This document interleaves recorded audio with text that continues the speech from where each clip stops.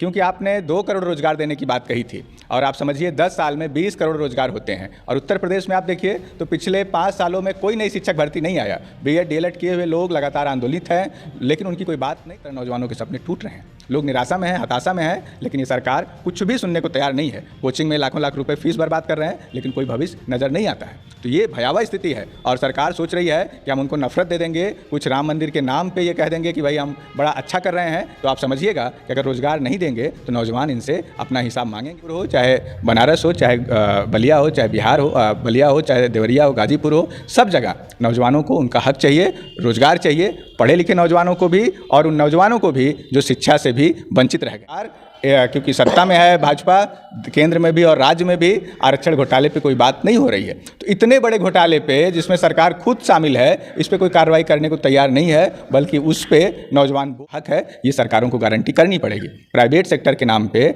आप उनको सिर्फ और सिर्फ गुलामी पे परोस रहे हैं। और आप देखिएगा तो अभी पुरानी पेंशन को भी लेके बड़ी लड़ाई चल रही है। तो कहने का मतलब कि सामाजिक सुरक्षा जहाँ पे नहीं होगी उसको हम रोजगार।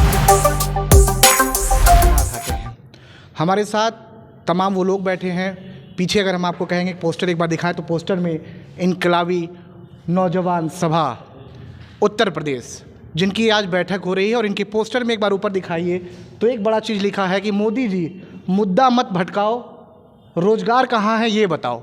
एक तरफ सरकार कह रही है कि रोजगार समूचे उत्तर प्रदेश में, समूचे भारत में डबल इंजन की सरकार या फिर उत्तर प्रदेश में लगातार जहां बीजेपी की सरकार है वहां रोजगार मिल रहा है। लेकिन आज ये बैनर तले, इस बैनर पर जो एक बड़ा सवाल ये लिखते हैं कि मोदी जी मुद्दा मत भटकाओ और 10 साल का हिसाब भी बताओ। दूसरे तरफ भाई बात दिखाइए, दूसरे तरफ दिखाइए जो लिखा हुआ है नफरत नहीं, ये जवाब दो, 10 साल का हिसाब दो।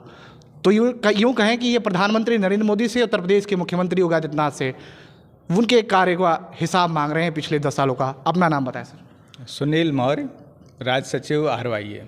आपने, आपकी जो ये संस्था है, सबसे पहले से संगठन है, आपने जो लिखा है नौजवान बीच में, आपको हम पहले उस शब्द पर आते हैं। क्या ये आपका संगठन सिर्फ नौजवानों के लिए? देखिए, संगठन तो समाज का है और समाज में खास तौर पे नौजवानों के लिए जो युवा आबादी है। कहते हैं हिंदुस्तान की 35 सबसे ज़्यादा आबादी युवाओं की है, लेकिन कहते हैं नाम का असर तो जरूर जाता है, क्योंकि अभी इंडिया और भारत में जिस तरीके से विवाद चल रहा है, आपको पता होगा। नाम पे बताइए पहले। नाम तो नौजवान है तो जाहिर तौर पे नौजवानों के संगठन है, लेकिन हम समझते हैं कि नौजवान बहुत विस्तृत है और हर एक अलग अलग क्षेत्र में काम करने वाले लोग जो खास तौर पे युवा हैं और जिनको लेके सरकार बड़ी बड़ी बात तो करती है, लेकिन हकीकत में उनको कुछ देना नहीं चाहती। इसीलिए हमारे देश का भविष्य अगर बर्बाद होगा तो सबसे ज़्यादा नुकसान नौजवानों को उठाना पड़ेगा। और आप समझिएगा कि युवा आबादी अगर उसको बदहाली में ढकेला गया, युवा आबादी को अगर नफरती बनाया गया, तो हमारा देश आने वाले दिनों में और बुरी स्थिति में जाएगा और बदतर स्थिति में होगा। लिहाजा हम ये समझते हैं कि नौजवान एक सही दिशा में बढ़े, नफरती बनने के बजाय एक बेहतर समाज निर्माण में अपनी भूमिका अदा कर सके। इसके लिए सरकारों को बाकी सब योजनाएं जो वो कर रहे हैं करें ही, लेकिन नौजवानों के पास क्या उनके पास योजना है इसको लेके, क्योंकि आपने 2 करोड़ रोजगार देने की बात कही थी और आप समझिए 10 साल में 20 करोड़ रोजगार होते हैं। और उत्तर प्रदेश में आप देखिए तो पिछले 5 सालों में कोई नई शिक्षक भर्ती नहीं आया। बीएड डीएलएड किए हुए लोग लगातार आंदोलित हैं, लेकिन उनकी कोई बात नहीं सुनी जा रही। जो भर्ती पिछली सरकार में हुआ था, अखिलेश के दौर में आया, शिक्षा मित्रों को खत्म करके जो 68,500 और 69,000 शिक्षक भर्ती हुआ, तो आप देखिएगा तो 68,500 में 22,000 सीट रिक्त रह गई थी और 69,000 में आरक्षण का करीब 19,000 घोटाला हुआ है। और जिसमें सरकार ने खुद माना है कि हाँ 6800 लोगों की तो उसने लिस्ट जारी कर दिया, ये घोटाला हुआ है। दूसरी सरकार होती तो इस घोटाले पे जो संविधान के खिलाफ है ये सरकार बर्खास्त हो जाती, इतिहास में ऐसा हुआ है। लेकिन उत्तर प्रदेश के सरकार क्योंकि सत्ता में है भाजपा, केंद्र में भी और राज्य में भी आरक्षण घोटाले पे कोई बात नहीं हो रही है। तो इतने बड़े घोटाले पे जिसमें सरकार खुद शामिल है, इस पे कोई कार्रवाई करने को तैयार नहीं है, बल्कि उस पे नौजवान बोल रहा है तो लगातार लाठी मार। अच्छा, आप अपने बैनर तले कहीं ना कहीं केंद्र की सरकार से सवाल कर रहे हैं, तो क्या लगता है पिछले 10 सालों में हिंदुस्तान या फिर देश अपना बदला नहीं है? क्या विकास नहीं हुआ? क्या रोजगार नहीं मिला? क्या देश को वो आर्थिक व्यवस्था नहीं सुदृढ़ हुई? देखिए, हम केंद्र और राज्य दोनों सरकारों से जवाब मांग रहे हैं। और हम ये जब बात कर रहे हैं कि भाई उत्तर प्रदेश के अंदर आप सब देखिए, हम लोग तो लगातार देख रहे हैं कि जो भी विभागों में नौकरियां आती थी, आप हायर का उठा लीजिए, अभी पिछले 5 सालों में कितनी वैकेंसी आई है, ये जो पूरा एक आंकड़ा इन लोगों ने प्रस्तुत किया है, ज़्यादातर आंकड़ेबाजी हो रही है, लेकिन सच्चाई एकदम उलट है। और आज तो भाजपा के नेता भी स्टेटस लगा रहे हैं कि भाई बिहार में रोजगार मिल रहा है और उत्तर प्रदेश का नौजवान बिहार में नौकरी पाने को मजबूर है। तो ज़्यादातर नौजवानों की अगर आप स्थिति देखिए तो उत्तर प्रदेश में पिछले 5 सालों में एक भी शिक्षकों की वैकेंसी नहीं आई। बाकी सेक्टर में भी आप देखिए तो कोई रोजगार नहीं मिल रहा है, बल्कि जो भी कुछ चंद रोजगार हैं भी, उसमें भी व्यापक स्तर पर करप्शन है। और सभी संस्थाएं, मैं तो देख रहा था परसों कि अब रोडवेज को भी प्राइवेट कर दिया। रेलवे से लेकर रोडवेज तक, स्वास्थ्य से लेकर शिक्षा तक सब कुछ प्राइवेट हो जाएगा, तो फिर नौकरी कहाँ मिलेगी, रोजगार कहाँ मिलेगा? और रोजगार नहीं होगा तो ये सिर्फ कोई हमारे जीवन का सवाल नहीं है, हमारे पेट का सवाल नहीं है, ये विकास का सवाल है। अगर नौजवानों के हाथ में काम नहीं होगा तो इस देश का विकास नहीं हो सकता है। और जितनी विकास की बातें हैं तो आप देखिएगा तो कारपोरेट के चेहरे चमक रहे हैं। लोगों की ज़िंदगी तो अभी राशन पे ही निर्भर है, वो सम्मानजनक जीवन की बात कहाँ से सोचेगा? तो नौजवानों के हाथ में काम नहीं होगा तो हमारा देश विकास नहीं कर सकता है। और जो चमकते हुए पोस्टर तो दिख रहे हैं, लेकिन पिचके हुए पेट और गाल वो नज़र नहीं आ रहे। पूरा नौजवान, इलाहाबाद में तो मैं देख रहा हूँ आए दिन आत्महत्या कर रहा है, और पूरे प्रदेश में रोज़ नौजवानों की आत्महत्या की खबरें हैं। तो ये भयावह स्थिति है किसी देश के अंदर।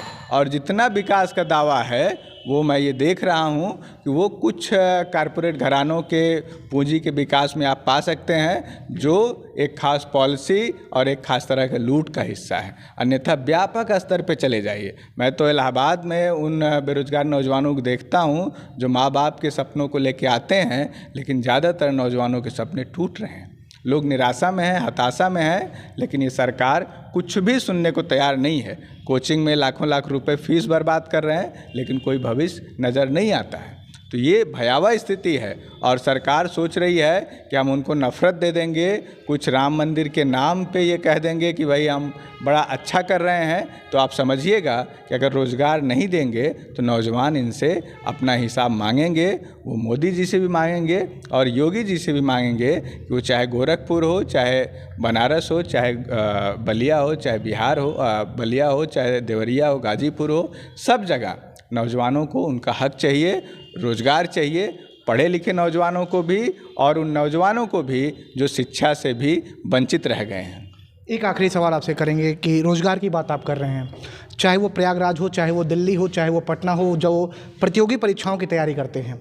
लेकिन एक यहाँ एक सवाल खड़ा होता है कि सरकार कहती है कि हमने प्राइवेट सेक्टरों में रोज़गार दिए हैं, तो क्या वो रोज़गार के रूप में आप नहीं देखते हैं? क्योंकि अभी हाल ही में यूपी इन्वेस्टमेंट समिट हुआ था, उसमें लगभग 33,000 करोड़ से ज़्यादा का निवेश उत्तर प्रदेश में हुआ है। पूर्वांचल में आप गीडा में देख लीजिए, तमाम फैक्ट्रियाँ लग रही हैं सरकार की तरफ से। तो क्या उसमें लोगों को रोज़गार नहीं मिल रहा है आपके मुताबिक?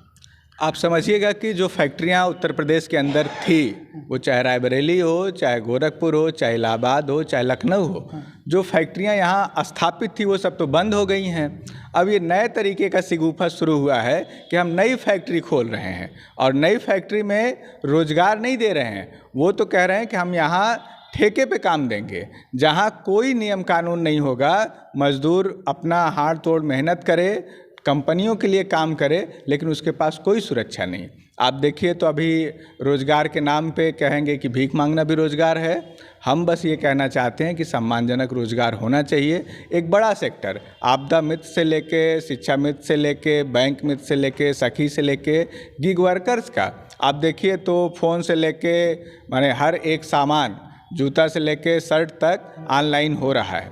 और इसमें लगे हुए करोड़ों करोड़ नौजवान, उनके जीवन का कोई सम्मानजनक स्तर नहीं है, उनके बारे में सरकार कुछ भी नहीं सोच रही है। सब कुछ आप कंपनियों पे छोड़ दिए हैं। तो हम लोग ये कह रहे हैं कि व्यापक स्तर पे जो नौजवान है उनको रोज़गार सम्मानजनक मिलना चाहिए, जो श्रम कानून है उन पे लागू होना चाहिए, और उनका जो पीएफ ईएसआई का भी सवाल है वो सब मिलना चाहिए। और इन नौजवानों को जो अलग अलग करके भटकाया गया है, बांटा गया और उनको ये बताया जा रहा है कि भाई कुछ नहीं मिल रहा है, तो यही सही हम कह रहे हैं कि सरकार अपनी जिम्मेदारी से पीछे नहीं हट सकती है और नौजवानों को रोज़गार का हक है, ये सरकारों को गारंटी करनी पड़ेगी। प्राइवेट सेक्टर के नाम पे आप उनको सिर्फ़ और सिर्फ गुलामी पे परोस रहे हैं।